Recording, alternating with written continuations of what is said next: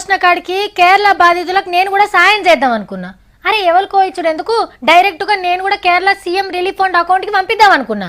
వాట్సాప్లలో ఫేస్బుక్లో bank account number బాగానే తిరుగుతూనే ఉంది. జర్రైతే ఆ అకౌంట్కే పంపేదాన్ని. ఇంతలోనే వాట్సాప్లో ఇంకో వార్త వచ్చింది. కేరళ సీఎం రిలీఫ్ ఫండ్ పేరు మీద బద్మాషిగాలు దొంగ అకౌంట్ తీసిర్రు. ఆ ఖాతాలో జమ చేస్తే ఆ వటే జర పైలమా ఉంది. అమ్మో జర్రైతే ఎంత మోసపోతుంటే అని అనుకున్నా. ఏం చేస్తాం మరి, బురద బుక్కే బూకరగాళ్ళు అట్లా మోపైతుర్రు.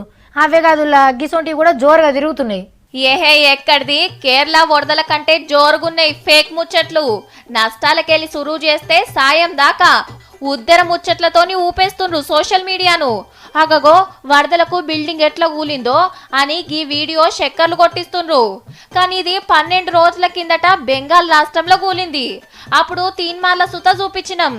అయ్యో పాపం శబరికాడ జింకలు వరదలలో కొట్టుకపోయినాయి అని గీ వీడియో తిప్పుతుండ్రు. కానీ ఇది నెల కిందట ఒరిస్సా అడవిలో జరిగింది. షెర్లనే కార్లు పార్కింగ్ చేసినట్టుంది కదా అని గీ ఫోటోను చూపిస్తుర్రు. కానీ ఇది 5 ఏండ్ల కిందట జరిగింది కేరళల. సర్కార్ మమ్ములను సాయం చేయనిస్తలేదు అనొకడు ఆర్మీ డ్రెస్ లో మాట్లాడిన దిక్కుమాలిన వీడియోను సోషల్ మీడియాలకు ఎక్కిస్తే రచ్చ రచ్చయింది. చల్ అంతా ఫేకు అని ఖుద్దు ఆర్మీ ఆఫీసర్లే అస్సలు ముచ్చట చెప్పాల్సిన పరిస్థితి తెచ్చిండ్రు సొక్కమైనోళ్ళు. డ్యామ్ కు గండి పడ్డదని ఒకళ్ళు, 10 రోజుల దాకా కరెంట్ రాదని ఇంకొకడు, అమ్మో దొంగలు అనేరేటోడు. ఎవ్వరికి దోషిందాలు రాసుకపోతుండ్రు. ఇక ఫోటోలు తిప్పుతుండ్రు కదరా నాయన. ఏది కొత్తదో ఏది పాతదో అర్థమైతే ఒట్టు. ఆఖరికి సాయం గురించి కూడా సొల్లు రాతలే. విజయ్ 14 కోట్లు పంపిండు, రియల్ హీరో అని మోసిండ్రు కదా, అంతా ఉత్తదే 70 లక్షలే ఇచ్చిండట. బయటి దేశం ఫుట్బాల్ ఆటగాని గుండె కరిగి 77 కోట్లు ఇచ్చిండనే ముచ్చట కూడా ఉత్త పుకారే. సన్నీ లియోన్ 5 కోట్లు దానం చేసింది అని దేవత లెక్క కొలుసుకుండ్రు 4-5 రోజులు.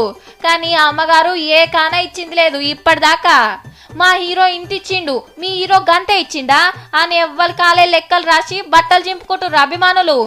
మనోళ్ళ గాలి వార్తలు చదివి అసలు వార్తలు కూడా నమ్మలేని పరిస్థితి.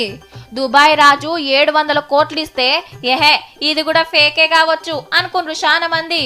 నిజం రా నాయన అని ఖుద్దు కేరళ సర్కార్ చెప్పినాక గప్పుడు నమ్మిండ్రు. గీ తీర్ల గాలి గన్నారావులు, పుకార్ల పుల్లయ్యలు, ఫేక్ ముచ్చట్ల పేరయ్యలు తోసింది రాసి ఆపతిలున్నోళ్లను ఇంకింత ఆగం పట్టిస్తురు. కాబట్టి మీ ఫోన్లకు ఏదొస్తుంది నిజం అనుకొని అందరికి పంపకుంటే మంచిది.